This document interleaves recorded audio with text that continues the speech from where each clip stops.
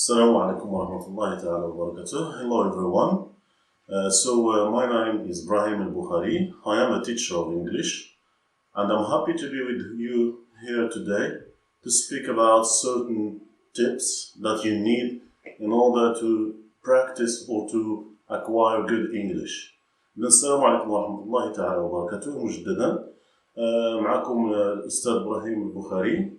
اليوم غادي نحاول نهضر لكم على بعض النصائح لتعلم اللغة الانجليزية.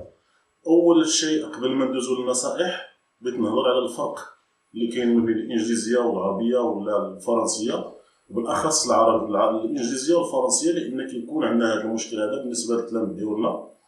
كنلاحظوا انهم عندهم واحد الفكر خاطئ على الانجليزية اللي جايبينه معاهم من الفرنسية. علاش؟ لان الفرنسية كيكونوا مفروض انهم قراوها من الثالث، يعني كاين اللي كيكون قاريها 10 سنين ولا 15 سنه ومازال ما ضبطهاش مزيان. ملي كيدخلوا الانجليزيه كيلقاو نفس المشكل. اذا اليوم غادي نحاول نهضر على انه كاين فرق كبير ما بين الانجليزيه والفرنسيه. الانجليزيه حسب التجربه ديالي الخاصه عندك فقط واحد البدايه اللي هي صعيبه، كتكون صعيبه في البدايه، بمعنى 6 شهور حتى لسنه تقدر تكون صعيبه، لان فيها برونونسياسيون اللي هي مختلفه، فيها بزاف ديال الامور اللي هي مختلفه. اذا هذا هو اللي كيخليها انها كتبان صعيبه، بمعنى الانسان اللي ما تجاوزش ديك المرحله الاولى كيبان له انه صعيب انك تعلمها، وهي راه سهله، يعني غير تجاوز ديك المرحله الاولى، غير تكون عندك ديك لا باز كترجع الامور سهله. اذا دابا غادي ندوزو شنو خصنا نديرو باش نتعلموا هذه اللغه الانجليزيه. غندير لكم اليوم 10 ديال النصائح الا قمتوا بها ان شاء الله غادي تحاولوا تضبطوا هذه اللغه في وقت قياسي. اول حاجه انهم يكونوا عندنا اهداف. علاش حنا بغينا نتعلموا هذه الانجليزيه؟ واش بغينا نتعلموها للسياحه، بغينا نخدموا بها، بغينا نتعلموا باش نقراو كتب بالانجليزيه الى غير ذلك. اذا خصنا نديروا واحد الاهداف، واهداف اللي تكون يعني اهداف كنسموها واقعيه.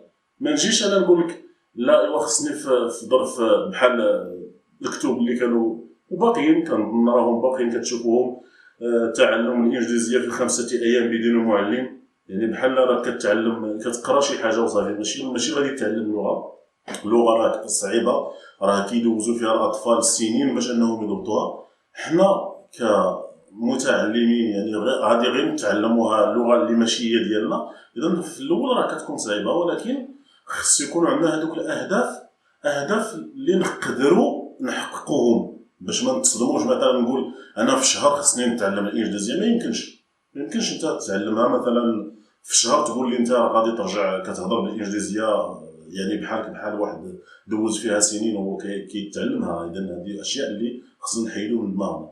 مثلا في شهر نقدر نتعلم كيفاش نقدم راسي، كيفاش نهضر في دي سيتوياسيون. مثلا الا سافرت نقدر نعرف نهضر في لوطيل، نعرف نتواصل مع مول طاكسي الى غير ذلك. اذا هذو هما الاهداف اللي كتكون بسيطه. اذا كاول نصيحه. النصيحه الثانيه في التعلم ديال الانجليزيه ضروري الاستعمال ديال اللغه، بمعنى ما تقولش خصني حتى نضبط اللغه عاد نستعملها. اذا هذه ما كايناش. الا كتسنى حتى تضبط اللغه عاد ترجع انت كتستعملها فراه ما غاديش تعلمها. علاش؟ لان اللغه كتبغي دائما الممارسه، يعني خصنا يوميا نبقاو نهضروا بها. ما كيهمناش الاخطاء، هذه من بين الاشياء اللي مازال غادي نهضر عليها اكثر. علاش؟ لان في البدايه خصني نتعلم. اذا نحاول نروض اللسان ديالي على لا برونسياسيون، نحاول نكتب واخا ندير اخطاء، باش ان هذيك اللغه كترجع ديالي، كنرجع كنكتسبها. كل ما استعملتها اكثر كل ما اكتسبتها، وكل ما اكتسبت واحد المجموعه ديال الكلمات ولا واحد المجموعه ديال الجمل واستعملتهم بكثره كيرجعوا ديالي، يعني باش غادي نعاود ندوز لمستوى اخر اللي غادي يجي من بعد. النصيحه الثالثه هو الاسئله. يعني ما نبقاوش نتسناو نقول انا كنتعلم اللغه الانجليزيه عندي بعض الاسئله ولكن ما كنسولش. اذا هذا كاين مشكل. اذا اهم حاجه بالنسبه للتعلم هو خصني سول الناس اللي حداك، سول الناس اللي كيعرفوا الانجليزيه، قلب في الانترنت. يعني اليوم راه عندنا المعلومه موجوده، خصنا نحاول نسول اسئله. شنو هي احسن طريقه لتعلم هذه المصطلحات؟ شنو هو الفرق ما بين هذا المصطلح وهذا المصطلح؟ الى غير ذلك. يعني خصنا دائما نطرحوا اسئله. رابع نصيحه واهم نصيحه، هذه ماشي فقط اللي غيتعلم الانجليزيه ولكن الجميع اللي كيتعلموا، وهي القراءه.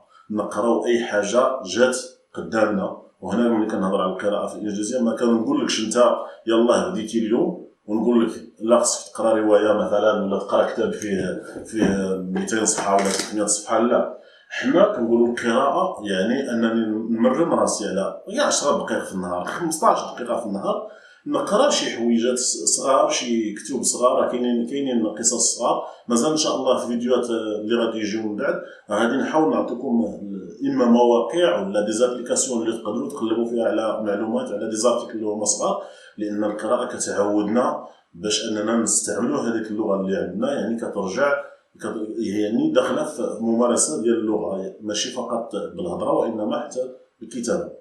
خامس نصيحه واهم، كنظن هذه من بين اهم النصائح اللي نقدر نعطي لكم، وهي الاستماع للغه الانجليزيه. شنو كنقصد بالاستماع؟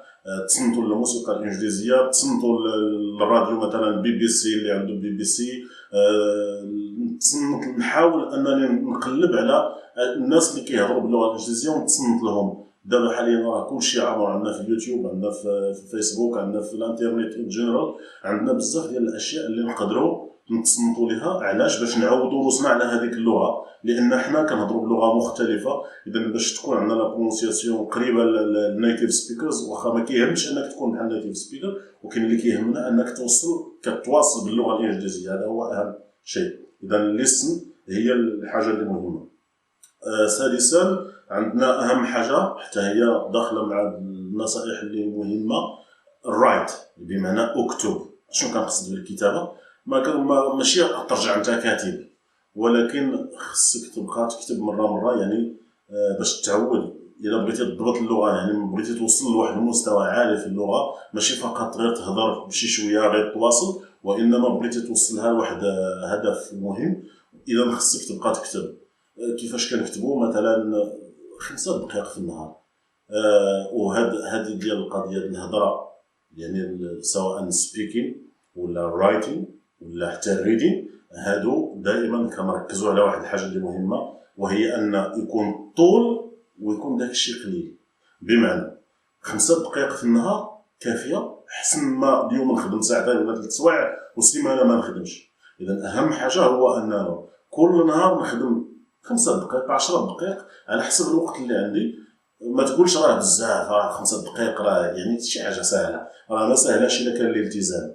الا كنتي غادي تلتزم مثلا 10 دقائق ولا 20 دقيقه في اليوم لمده 365 يوم، راه تعطيك بزاف ديال الامور. اذا غتكون كتبتي بزاف ديال الاشياء.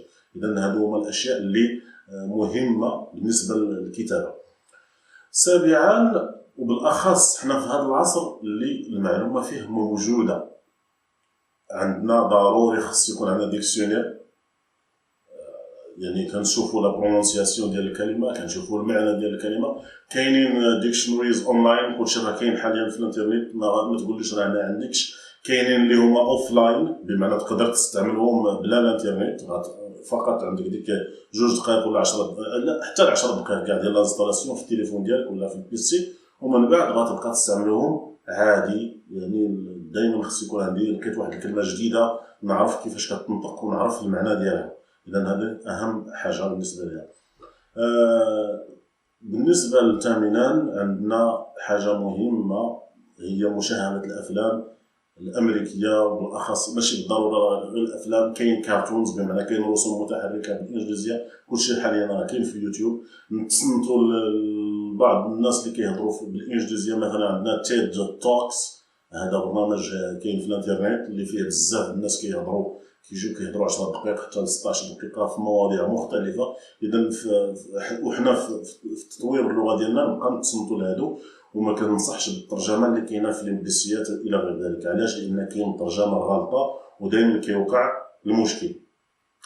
دابا غادي ندوزو تاسعا، غنحاول نعطي نصائح اخرى. يعني حاولوا تديروا اصدقاء اللي كيهضروا الانجليزيه، حاولوا انكم تواصلوا مع الناس اخرين اللي عندهم الانجليزيه، ماشي فقط ماشي فقط حتى نوصل عاد نقدر نهضر، وانما من دابا كتحاولوا وكتغلطوا كتخلي الناس انهم يجبدوا منكم نتوما الهضره، وفي نفس الوقت كتحاولوا تستعملوا داك الشويه اللي تعلمتوه.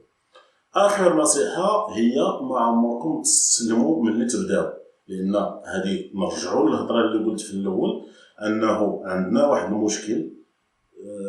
كاين الناس اللي هما نيجاتيف، بمعنى الناس السلبيين اللي غايقول لك فوقاش انت غتعلم ديك الانجليزيه، ولا فوقاش انت ما عمرك انت غتوصل لهذيك القضيه، ولا كيعطيك هاد النصائح اللي هما سلبيه. لا، كاينين الناس اللي تعلموا الانجليزيه، وشفنا حالات اللي عندنا في الانترنت اللي الناس اللي وصلوا لواحد المستوى عالي جدا رغم الصغر ديال السن الى غير ذلك. اذا هادو من بين النصائح اللي مهمه باش انكم تحاولوا تتبعوها باش انكم تعلموا الانجليزيه.